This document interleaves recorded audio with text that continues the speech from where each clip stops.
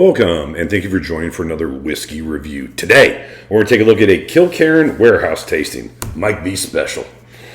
He likes to use Kilkerran warehouse tasting. Don't know exactly what that means. This is a refill sherry, 58.2%, bottled in September of 24, a 2013 vintage. So, in my book, Dustin, it's either 10 or 11 years old, but you've done really well with counting lately. No, I haven't. What do you think this is? 37? Oh, it's probably 60-year-old. Yeah, no doubt. So yeah, it'd be the fact in September, it may be 11 years old, 10 or 11-year-old Kilkerran warehouse tasting.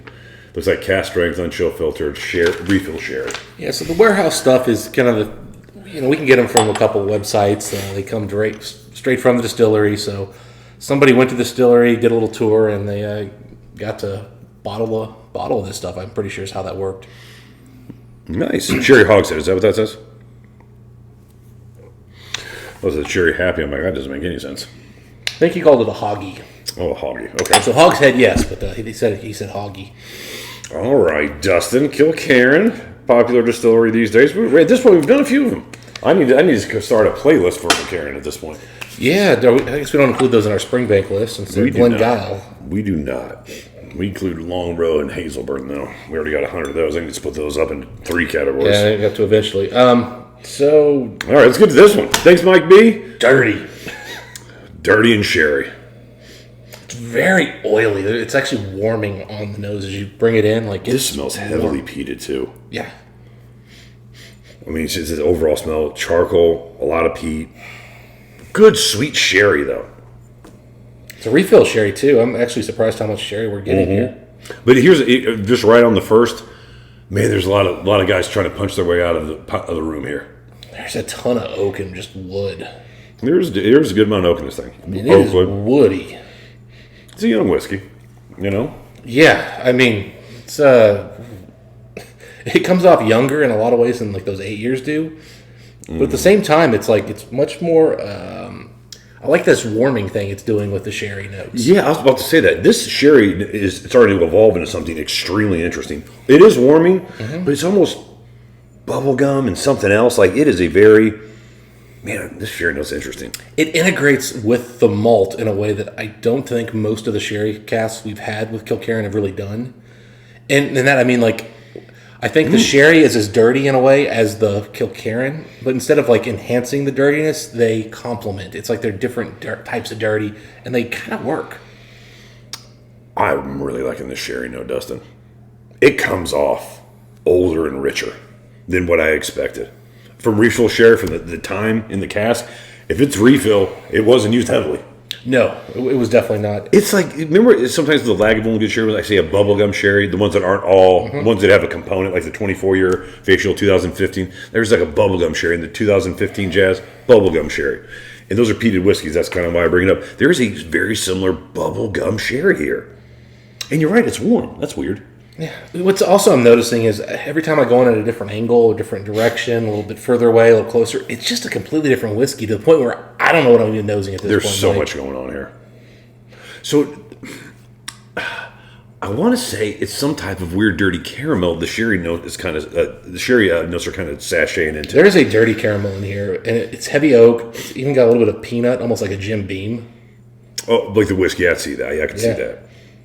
It's almost it's a dusty sherry too. I mean, the sherry note comes off way older than at the max 11 years.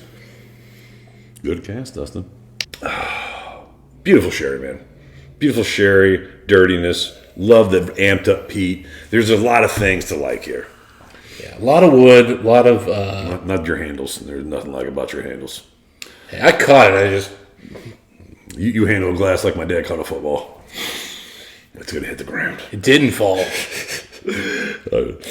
A little bit of a racer coming through here as well.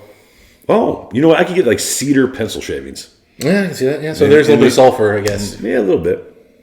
You know what? You've said that before, where I say pencil shaving, you say there's got to be sulfur. It usually goes together, yes. Well, also, it doesn't have to. A racer tends to be a sulfur note, too. A light one. Yeah. But when you were in school, when I lived in Illinois, I went to an old Catholic school, and it was all stone, and they had in every classroom mounted to the wall an old school pencil sharpener. Yeah. And a little container where they kept it. Same here. So It's it reminds me of the last 8-year we did that Keith brought over, except this one doesn't have the fruity notes. This is very drying. Those oak notes we were talking about are coming right through on this one. Oaky, dry, very rustic in every way. The sherry is nice on here. And in fact, I think the overall experience is actually shockingly low in kind of the funky dirtiness I was expecting. Yes, it's Kilkerran. It's kind of got the funk. The peat notes you kind of mentioned earlier. I don't think this is like a heavily peated version, but it's definitely got some peat here for sure. It's got that Kilkerran peat.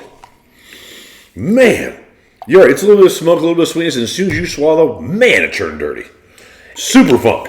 It's not like that. I don't know. It's not that youthful funk I've got. You're right. No, you're right. Everything here is fairly like clean and dry. I think that's the big word I want to use here. Is it's drying. Everything in here is drying. Even the sherry. You don't get the fruits. Now there is a caramel note in there. Burnt a little bit. tire with caramel on it. Mm-hmm. That's about it. It's caramel sweet. Is carrying the sweetness here. And everything else is just dried, oaky, burnt, charred. And yet, shockingly pleasant. Like, you know what? That initial twang of funk, as soon as you swallow, was unique. Let's put it that way. But it wasn't off-putting. You know what I mean? It was some type of dirt with asphalt with something else. But if you like dirty, peaty whiskeys, like, you go right with it. But to add to what you were saying, nothing about this tastes 10 or 11 years old. I would have guessed 12, 14. It comes off, not substantial, it comes off older. Yeah. Now, when you start with 10, always just kind of has a stigma of being kind of a youthful thing. I don't pick up youth here at all.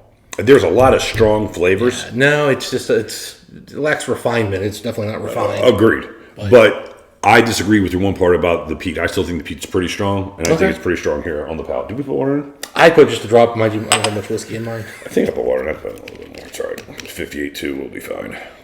Yeah. More of the caramel now that's coming through here. It's a very rich, dark caramel. I like aggressive, dirty whiskeys. I like this whiskey. I can see that. As you kind of say that on the peat side, Mike, if it is a peat, it's a very Lecheg-like peat. Ledeg? Lecheg? Yeah, that's how you say it. Even though there's a D there. Oh, yeah. That was one I was way off on the first time I said it. But it is very like Lecheg, kind of that weird dirtiness, which to me, I don't always associate with peat. So it could be higher peat, but it doesn't remind me of that peat in progress, or not the peat in progress. Now it's just the small batch that we just did. 9. That had that really nice, like sophisticated peat finish. This is much dirtier. Yeah. Okay, so now a little bit of bananas coming in at the end. With a bit of sweetness to it. Got a lot of plastic. You're right. There's a Bowmore-ish plastic note. Dried, right at the end of the peat note. Dried bread. Good one. Dried white bread. Yeah. Stale. Yeah. Stale white bread. Stale white bread. Yeah. In the best way. It's not an unpleasant note at all. It's just it is what it is. Yeah, it is what it is. All right, I'll finish the sauce. Man. This is a very enjoyable Kilkerran. We got to see if Whiskey Friend did a review of this or something similar. It's going to be tough, given this is a warehouse. It's agreed. You never know with that guy. If someone did have it, that'd be putting my money on. So Arrival actually came in quite fruity, and then it got dirty. It got dirty with water. As soon as you swallow, it just goes to it. Just it got dirty. Oh. Man, that's I'm actually at a loss how to even score this, Mike. This is so many things I do and don't like. Like, I am not a big dirty sherry fan unless it does it in a way that's like really exceptional. I don't like the level of wood notes I got on this one, given it kind of feels forced for the age. But I also like a lot of what it did here. I mean, it worked. Like, this all kind of worked, despite all that. This is a Kurt Rambis of Kilkerran. Like, you don't look good. You don't look good. You got goofy glasses. White guy playing in the NBA. Your shorts are too high. But you know what? You're effective. You're going to have a good career. You're going to make some millions. You're going to help us win titles. The Kurt Rambis of whiskey. You don't think he plays good, but he plays good. I know it was Tom Chambers who Dennis Rodman undercut. It was the worst undercut I've ever seen. Oh, Chambers, man, that guy had hops. Oh, he was going for the dunk too. That dude could fly. He was going for two-handed hammer. Rambis probably got a lot of crap just because, I mean, he was a dirty, dirty player. I mean, you got to be dirty. You lack skill, comparatively. He was super dirty. Super dirty. All right, Dustin, whiskey score time. So Mike brought us this bottle. So he's going to be represented here. So you're going to go first. Give me a second. Let me write down my score. Okay. I'm giving it my lower of my 2 scores, just so you know. So I could give this kind of a pretty decent range of scores, and I'm going with the lowest score of the group just because. You need to make you give a range, Dustin. Give me a score. Give me an 85. I think it's solidly put together. It's still young. It's surprising. I mean, there's parts of here that I could be like, oh, it's an 80. But there's something that just made this whiskey work. So I'm giving it 85. But if you give it like an 87, 88, Mike, I'm not going to be shocked because it worked. 87? 87 yeah, on I 100. can see that. Look, I really enjoyed this whiskey. Yeah. For young whiskey, this was memorable whiskey. That dirty note as soon as you swallowed, like on the mid palate, was unforgettable. It's fun. Yeah, it is some type of road tar meets a tire covered in caramel with a bad intention. You know what I'm saying? And if you don't like peated whiskey, well, I mean, I'm not a huge Kilkerran. I won't say I like Kilkerran. It's not in my top 5 peated distillers by any stretch of the imagination, but I appreciate the whiskey. So it's not like it's an Ardbeg or Lagavulin where I want to like it. It is disjointed. It is punchy. And these flavors are going to dance around. That sherry note came off old. The whole whiskey came off older. It worked. And I like dirty whiskey. Dirtier the better. That's what she said. That's what I thought, Dustin. All right, if you guys had a chance to try this Kilkerran warehouse tasting, September 2024 release, 2013 vintage, 58.2 refill sherry. I'd like to know what you guys think. Always with samples, I like to get a bottle, see how it changed. But I tell you what, that was an interesting one. It was. Dustin, until next time. Well, first of all, thanks again, Mike B. And Dustin, until next time, what do we wish the folks? Happy warehouse drinking. See you next time. I think the cask Good is interesting. Wow, I am okay. I'm trying to have a little fun here, guys.